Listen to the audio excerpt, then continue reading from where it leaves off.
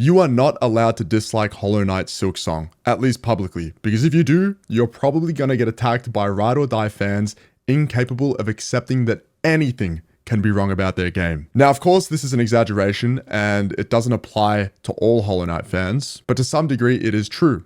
And before you form an opinion on this video, please just watch a little bit before gaining an opinion on my opinion, because I do think my opinion is completely rational. There is a lot I like about this game, which I will get into, but then there are just a few things that I have issue with the game that have caused me to drop it as I entered Act 2. Now, I obviously don't want to rope every single Hollow Knight fan into this group, but I've never seen a more intensely, quite frankly, the only way to describe it, rabid group of fans in my entire life. Like, I thought the Call of Duty community was bad. I thought there were like terrible anime communities out there, like the My Hero community or just like super crazy fan bases. I don't think I've seen anything as bad as the Hollow Knight community when it comes to defending their own game. Normally, you guys are awesome. It's really cool to see on social media how much you guys love and how much you guys have been hyped for this game. Me personally, I did play Hollow Knight 1. And I was, I liked it, but I didn't think it was anything revolutionary after playing like, a lot of other Metroidvanias. But as soon as your game is criticized, it's just like, it's crazy. It's crazy the comments I got on an Instagram post I made, which I will get into shortly. And that's actually what drove me to make this video. The post I posted on Instagram, which honestly, in my opinion, wasn't even that like rage baity. I wasn't even trying to rage bait because I can definitely rage bait, but I was not trying to rage bait at all because I know how much people love this game. The comments I got were just insane. Like it was so crazy how quickly people were to judge my opinion without taking the post in its full entirety. I'll play the post on screen in a second, but before I do, let me briefly talk about the good in the game, because I think I should take note of what actually really works well in this game. So the platforming and the jump puzzles are awesome, much better than in Hollow Knight 1. I love the dash. The dash and sprint make the game feel super fast. I love the down attack. A lot of people were hating the down attack because it's different from the first game, even though you can get a weapon to unlock the first one. I ended up sticking with the regular weapon for most of my time playing. Even though I didn't find it that hard to use, it does look cooler and it seems more skillful to use the diagonal jump when moving around the map. And because of this, traversing the world felt satisfying, combining movement with offensive abilities. I think my only complaint would be the single binding of sprint and dash. The fact that you have to dash before you start sprinting. This is more of a gameplay decision I would assume that the devs made to prevent sprint jumping from smaller platforms to get to areas without down attacking, or to just gain like, absurd movement. I think that's completely fine because it would be way too easy navigating the world and there would be almost no challenge if you can just sprint straight off, like, without taking a run up from that dash. That's completely fine, just a minor gripe, but aside from that, I think the movement and the controls are awesome. Also, using your tools is kind of annoying. Using up RB to throw out a projectile forwards, it's just super counterintuitive. So I wish they had another binding for that. I think that would be cool. And they literally could have bound it to anything else. Like they could have made I think you press Y to use like your instrument. They easily could have bound that to like RB, LB, and then, Y is just your projectile forwards. I think that would have been good, but that's just, that's whatever. And then on top of that, the bosses were fun. They were a little bit easy. I play a lot of Souls games, so I'm used to, games being difficult. I did find the bosses kind of easy, having very recognizable attack patterns. I think the only time I really struggled on the bosses was when they summoned a lot of enemies, but then I just end up using my ability to kill the enemies before they spawned, or as they spawned, sorry. So that kind of did suck. The fact that the only time I felt the bosses were hard is when they were filling the screen with enemies. There was one other boss I did get stuck on for, I think I got stuck on it for about 2 hours, which was kind of bad, but I was thinking there's something wrong with the game. I got stuck on the last Guardian boss fight for quite some time, but this was my own fault. I completely did not realize I could upgrade my weapon just before this boss started. I hadn't done so each attempt was literally taking me about like 10 minutes of just constant attacking, constant dodging abilities and just like, spamming attacks. But that was definitely my own fault. As soon as I found the upgrade, I beat the boss in 2 tries. This was probably my favorite boss in the entire first area of the game. But overall, the game wasn't that difficult. It was just kind of like, annoying at times, but it wasn't like the hardest thing ever. That's also kind of one of the things I don't like about the fan base as well. A lot of the people that play this game, they will tell you, oh, you're not enjoying it because you didn't play the first one. I did play the first one. A lot of people don't believe I played the first one for some reason, even though I literally have clips of me playing the first one, but I did play the first one. But there is, kind of that like elitist, it's kind of like a Souls-like elitism, if that's the word, where if you put too many points into health, people will say you're bad, or if you start summoning, people will say, you're not playing the game properly. I hate that. I think that really sucks. I'll do it jokingly to my friends and whatnot and say they're bad, but it's all in jokes. I think if you genuinely think people shouldn't play this game because they did not play the first one. I think that's a terrible way to look at things, even though this is basically a DLC for the first game. I personally don't think you have to play the first game to play this game and enjoy it. The game, it's just not that hard. This game is just not that hard. It's chill. If you've played other difficult games, this will be an acceptable challenge for you. And a lot of the things that are hard about this game and annoying about this game, you will more than likely find annoying and hard anyway, which we'll get into in the rest of this video. And then the soundtrack. Soundtrack is awesome. Visually, the game is really good. No problems there. So now if we go to the Instagram post, I believe the post was relatively tame in terms of criticism, yet the Hollow Knight fans, they tore it apart, which normally I wouldn't have an issue if the discourse was sensible and thoughtful, but we're going to soon see that it really wasn't. And I think that's kind of like a red flag for me, that the majority of the community that saw this post were just like angry. They were just angry at my opinion. But we'll get into the video. I'll let it play and I'll let you form your own opinion on whether you think I was being too harsh or not, but we'll see. Bro, you need pins to mark the map? Are you serious? What? Wait, really? Just to make map markers? Okay. Bro, this is the biggest piece of shit map I've seen in my life. Oh my god, that's my map? Oh, I'm lost. I'm lost. Bro, you need pins. So that was the post. Obviously, I react to the map in like a bad way, but I'm not like serious. I'm not like, oh my god, the map is terrible. Like my map at the moment was bad, but I knew I needed to upgrade it. As you can see here, Silksong map sucks unless you farm beads. So obviously I'm aware the map can be improved upon, but a lot of people, I think what they saw was Silksong map sucks, instantly went to comment, and then, you know, started making these assumptions. COD players when there's no yellow Capcom paint. Awesome. I don't think anyone appreciates the yellow paint, or at least like any streamers I know. Then there were people saying, bro, never played Hollow Knight. Again, I don't think that's an issue if you haven't played Hollow Knight. I think you'll still enjoy this game. I think this is a very like elitist point of view, which I think is not, it's just a terrible way of looking at games. But I made it pretty clear. Everything in this Hollow Knight Silksong game costs rosary beads, getting on my nerves. So obviously my problem here is the economy. I know it's the internet, so I shouldn't expect people to read and fully understand a post. But it's just very ironic when, I mean, you have people here that were criticizing me for not reading the menus, which I did. And especially since I edited the post myself, I obviously read everything again. I might be able to find it here. There were a few people telling me, yeah, just gotta read, bro. I mean, like they just gotta read the caption. And I was giving like, you know, I was trying to get people to understand my point of view. I'm definitely not the kind of person that feels like I need to explain myself, but I wanted to explain myself to see if people would be able to like, you know, form rational thoughts around this game that they love and issues that other people may have. And there were definitely some people, I mean, this guy's kind of right, and this guy likes the game. Most people in this comment section are insufferable. Some advice, mark the fight. So he gave me advice on how to play. I understand, so he probably assumed I don't know how to play it. It's completely fine. It's a good reply. It's a good reply. And like, you know, we don't all have to have the same opinions, but there's no need to like shit on someone. Not that I care as well. I really don't care if people are shitting on me for this opinion. I really don't. I think what scares me is that some people are so quick to just defend their game blindly. I can probably guarantee a lot of these guys haven't played the game as well. A lot of these guys have probably not played the game, which, you know, they're just defending their game blindly. Do you know what this kind of reminds me of? It kind of reminds me of like politics, when you have someone like blindly jumping onto whether it's the left or right, and then they just start repeating nonsense, echo chambers, and they're not like, you know, thinking freely and not trying to be critical at all. But yes, this was the post, and it's understandable that some people misinterpreted it, but it's just kind of a shame to see that even when I was explaining myself in the comments and stuff, people just they were not taking it on board. They were not taking it on board, not even acknowledging it. They were just saying I was an idiot. I mean, like, what even is this? Wait till this guy finds about real world paper maps.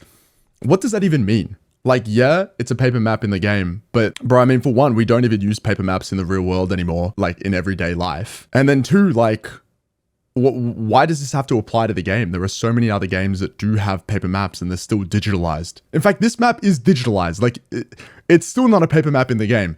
It's just comments like this that just scare me. It's like, what kind of like train of thought are you leading? How is this how you're going to defend your game? It is just so strange. So anyway, the purpose of this video is I want to fully articulate why I had an issue with the bead farming system and the rosary system as a whole, as well as why this leads to poor exploration. So not everything, but at least I'd say honestly 75% of collectibles in Act 1 of Silksong are found in the shops. And this is a problem, especially in a game that implores you to go out and explore, something I really wanted to do because I love the movement. But I began losing interest in trying to find hidden rooms, nooks and crannies, elevated platforms, things out of reach, as the majority of them would just result in me acquiring one of two things. Either a couple more rosary beads grouped up in maybe a pile of 20 or something, which is helpful for sure. For those of you that don't know, rosary beads are the main currency in the game. Or I'd find the metal shards used for tool restoration. So these are two things that I'd expect to find from enemies, not things I'd expect to find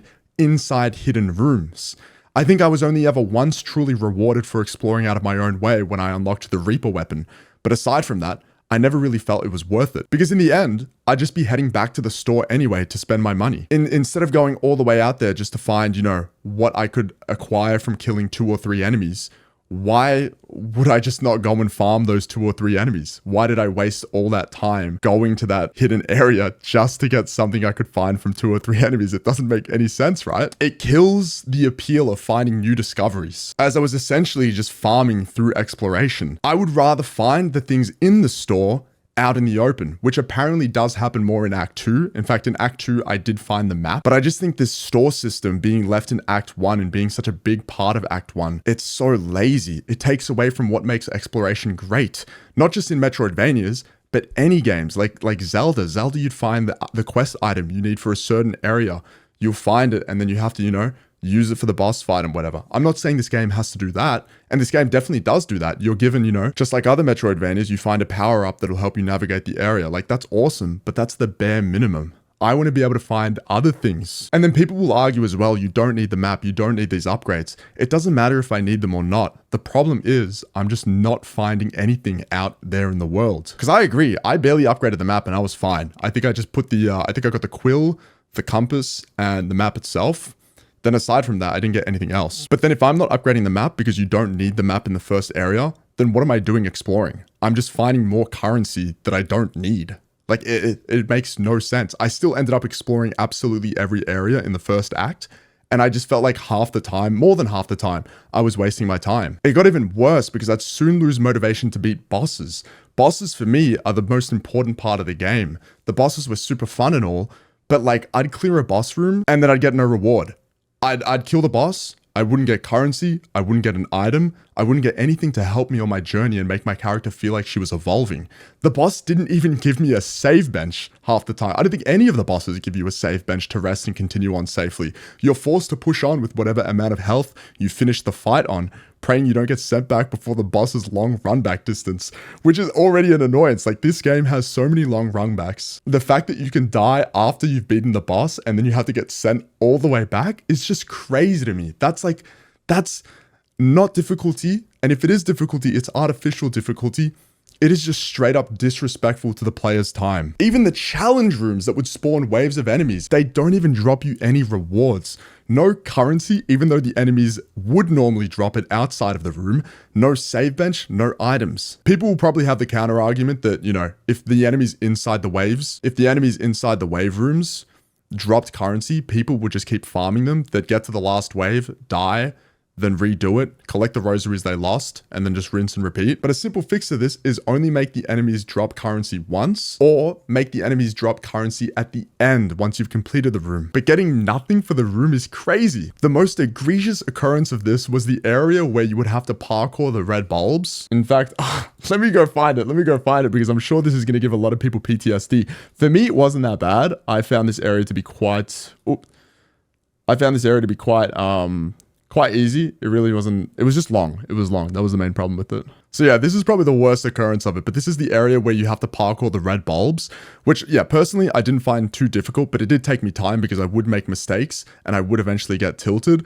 But you would have to get through this entire area to advance to the enemy wave room. If you died, you would have to do the parkour all over again. And then once you beat it, you wouldn't get a save bench. You wouldn't get a save bench, which completely standard with this game. You wouldn't get any currency. You wouldn't get nothing. But then the worst part was that once you beat the room, you would be rewarded with the shop lady selling you stuff in that moment. So you would do the fight with the shop lady, and then she would, let you shop at the end of that fight. A shop you probably don't even have any money for at this point, since you just had to complete one of the first skill check segments of the game. I didn't lose my rosaries by the time I did this, but I know a lot of people probably did. But like, are the devs trolling? Like, what kind of game design is this? Like, yeah, you can crack open some rosary strings, but man, like, the only reason I believe this slipped through would be that they created this part of the game 7 years ago when this game was intended as DLC for Hollowknight, and they just forgot to polish it. That's the only explanation. Like, I don't understand why this would even be a thing in the game. Like, it just makes absolutely no sense to me. What a ridiculous concept, and a spit in the face of the person playing to give them a shop after a difficult room that didn't reward them with any currency at all. It's just so counterintuitive. And it's not about making the game easier, because again, the game for me was not that difficult. It's about making the game make sense and reward the player for doing something well. Again, I did get stuck on this part for a little bit though. I think it probably took me, I mean, we can see here. It took me a few attempts because I was getting tilted, like, making the run back every single time. Yeah, it took me a while. It took me a while, and it was really, really annoying. But that's all it was. It was just annoying. Actually, while I'm checking as well, like, look at this. Like, I feel like this is an example of, like, why I didn't want to explore anymore. I'd see there's like a room up here. I'd go up there, and what is there? Just some of these metal shards that I use for my weapon. There's nothing else to do up there. There's even worse examples where you go into entire rooms. You go into an entire room and there's just nothing in there. There will be 1 or 2 enemies. You kill them, and then there's maybe like a couple beads in the corner. That's it. The room completely unutilized. Sorry, that was a little tangent, but yeah, it's tough because there will be rooms that take me a little bit longer than other ones, but even the rooms that I defeat quickly, I just wish they dropped something. I wish they gave me something, at least a save point. It is just so frustrating when you go on completely unrewarded for virtually the entire game. And it's not about being rewarded. It's just when the entire game operates off a shop system that requires currency, it, one, negates any desire for me to go out and explore like you would in Elden Ring or you would in Metroid Dread. 2, it puts way too much stress and emphasis on the currency. So yeah, I mean, it just ended up getting to the point where I stopped looking forward to anything in the game, as it was all just becoming so linked to the economy, and despite me looking everywhere, there was nothing that really made me go, wow, this is awesome, like Metroid Dread did, or like really any other video game. Act 1 really does feel like a 7-year-old game, and yes, that's okay, but it's not good enough for me to put myself through this sometimes rage-inducing gameplay loop of long boss run-ups, faraway save spots, and a false sense of discovery, because I know everything that there is to discover is in the store, or it's so sparse, so infrequent, and something as little as, a new weapon that, I mean, it does change the way you play, but I ended up going back to my original weapon anyway. I'm just trying to think how much more I would enjoy this game if there was just no shop and I just found everything through exploration on the map. I feel like that just would have been infinitely better. And I think it's an infinitely better way of designing a game. And I really hope that the argument here is not, it was like this in Hollow Knight 1. I feel like that's such a piss poor excuse for it being this way. I also don't think the argument, oh, but it lets the player play how they'd like to play. I also don't think that's a good argument either, because again, the people that will be making that argument are the same people that will probably say you don't need any of these things in Act 1, so don't worry about farming. That's why the game doesn't give you any currency. I don't want to hear any of that. I feel like those are just such bad excuses. There would need to be some other valid reason for why exploration in this game, or at least in Act 1, is so boring. And people told me that Act 2 is where it gets better, but I played a little bit of it and it was just more of the same.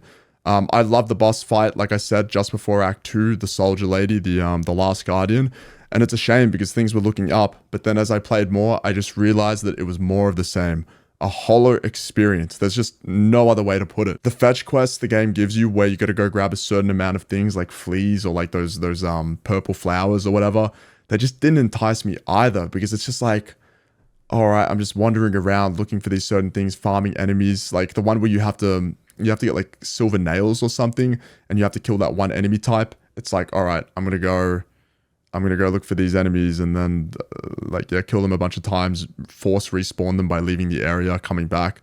It's just not fun. The rewards you got for these quests as well weren't that great either. So it's just like, if I completed one and I just got a string of beads, why am I going to do the others? Like, be honest. So I like the first Hollow Knight. I'm hoping fans can understand where I'm coming from. Tell me if I'm wrong. I swear in Act 1 though, I literally uncovered everything. My map was completely It was pretty much completely discovered to the degree I could discover it. I unlocked all the movement abilities you could unlock at the time. I don't think there's anything I was doing wrong though, because a lot of the people that were watching me stream this were saying, yeah, you've got some valid criticisms. The only people that seem to not think I have valid criticisms are the people on Instagram. So I'm curious to see what people on YouTube think after hearing my whole thing. But yeah, I mean, with the first Hollow Knight, I didn't love it. I didn't adore it. And I didn't hold it as one of the best Metroidvanias by any means. But I did like the game. I thought the game was good. So maybe that's why I don't have the drive to push through Silksong. But for a genre that relies so heavily on the desire to explore, this game does almost everything it can to prevent me from wanting that, and not being as heavily invested in the game like the fans are of it, I'm sure doesn't help me either. I played Elden Ring, Dark Souls, plenty of hard games without caring a lick about the story or narrative, but the challenge and the idea of getting stronger kept me coming back for more and playing till the end. Despite them being different genres, Silksong doesn't do this for me in terms of challenging me, and if I'm not feeling challenged in any meaningful way, aside from artificial difficulty through long boss run-ups and increased damage, I'm not going to want to play the game. If the game has made me no longer care for what I'll find in the world, I'm not going to want to explore it, even if the movement is awesome. I'm glad Hollow Knight fans are enjoying this game, because I would also be pissed if I waited 7 years and I didn't like it. But I think the game does have a lot of issues that, you know, could be fixed by updates. Definitely, for sure, I could see myself coming back to the game with a few balancing fixes or even mods to place the items around the map. But yeah, simply saying this is how it was in Hollow Knight 1 is not reason enough to not innovate or make the game waste less of the player's time or make them want to explore more. It just feels lazy. I feel like there is so much more they could have done, and I know, like, it was a team of 3, and I hate shitting on an Australian dev because I'm Australian myself. But I'm not gonna sit here and blindly glaze the game. I think probably Hollow Knight 1 is better than this game. I prefer the difficulty of this game, and I prefer the movement and the combat in this game, but I think Hollow Knight is probably a better game. So to finish the video, I actually just saw a meme somewhere. Let me try to find it. Yeah, it was this one here. I just saw this meme where people are saying, Silksong is like the Dark Souls 2 of the Hollow Knight franchise. Like it was a good thing. I don't know if people realize that Dark Souls 2 is not a good game, but seeing this made me think it'll be interesting to see how this game ages. It'll be interesting to see what people think once the hype has died down. I know for sure the game is still going to be regarded as a good game, but I just don't know if people are going to, you know, hold it as highly as they did at launch. But yeah, anyway, I hope you guys enjoyed the video. Thank you for watching. Again, you guys are entitled to your own opinion. I don't know what gameplay's been playing in the back. It's probably me dying over and over to this boss, but, you know, I didn't want to spoil much of the game for anyone that is looking to play it. Would I recommend the game to anyone that has not played Hollow Knight 1? No. Would I recommend the game to anyone that has played Hollow Knight 1? No. I would recommend playing Metroid Dread, any of the Castlevania games. Blasphemous, please. People have to play Blasphemous. That game is so much fun, and it is just like so much better than this game. But there are just so many other games that I think deserve, I'll be real, more praise than this game. Even though this was developed by 3 people, I think it's an awesome effort, but I don't like that to sway me. Like, even with Expedition 33, I don't like the fact that people are like, oh, it was only made by this many people. I'm still playing the game. Like, I don't care how many people make the game. If it's an Ubisoft game and 1,000 people were working on the game and it's shit, it's bad.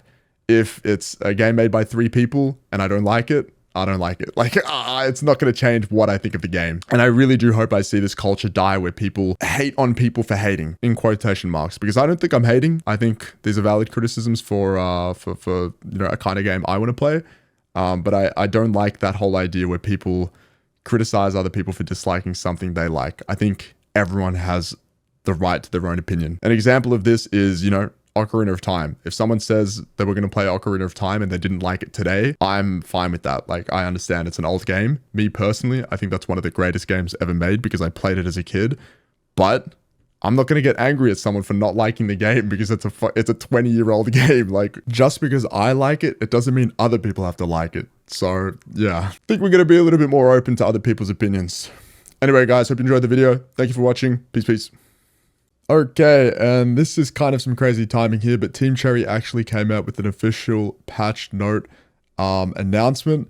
Here are the notes that they've left. Some of these problems actually being issues I had with the economy in the game with an increase of beads getting dropped at the start in Act 1. which I think is awesome. We can quickly go through them now. Fixed situation where players could remain cloakless. I never had that issue. I never had this issue. Honestly, a lot of these issues I didn't really have. I felt like the game was relatively bug-free. But I do think that, yeah, like things like, I mean, I feel like reducing the damage you receive from enemies is not that big a deal. I would have liked to have seen reducing contact damage. So let's just say you run into a boss and you would be taking 2 hearts of damage. I would prefer if you only took 1 heart of damage for running into the boss. Because sometimes you'll take 1 heart of damage for getting hit by the boss's attack, his claws, and then you take 2 damage for just touching the boss's head, which doesn't really make much sense to me. But I think the main thing here, aside from the difficulty changes, because again, I don't think the game was hard. I think the game was a decent difficulty. I would have liked to have seen more respawns put in, possibly more resting spots, but an increase in rosary rewards for courier deliveries. That's good. It's still kind of annoying that at the end of it, you know, all you're getting is rosaries. You're not really getting anything that interesting, but you do need the rosaries regardless. There was another one here I saw. I think it was, where was it? Slight reduction in mid-game bellway and bell bench prices. I think this is a huge improvement as well. I don't know how much of a reduction this is going to be, but I just think that the fact that we had to pay for some of our benches was just absolutely absurd. I don't know what other, I mean, let's have a look. Let's see what's going on here. I don't know what they've got going on here. This is quite bright. Controller detection. I didn't have any of these issues, to be honest.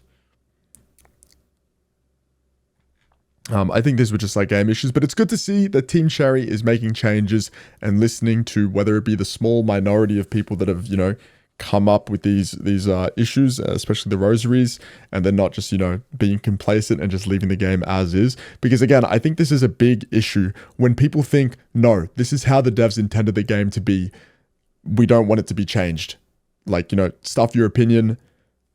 This is our game and it's perfect. I think that's such a bad frame of mind because not even the devs know if their game is the game that they, you know, ultimately want released into the public. After seeing the public's response, it's totally up to their discretion to see how they change and improve the game after release. And so I think these are good changes, and it's good to see that Team Cherry is not just, you know, like just leaving the game out in the open as is, despite it seeing a lot of success. So that's really good from them. I thought I'd just like add this on to the end of the video because, yeah, this just came out. But anyway, guys, hope you enjoyed. Thank you for watching. I'll catch you guys later.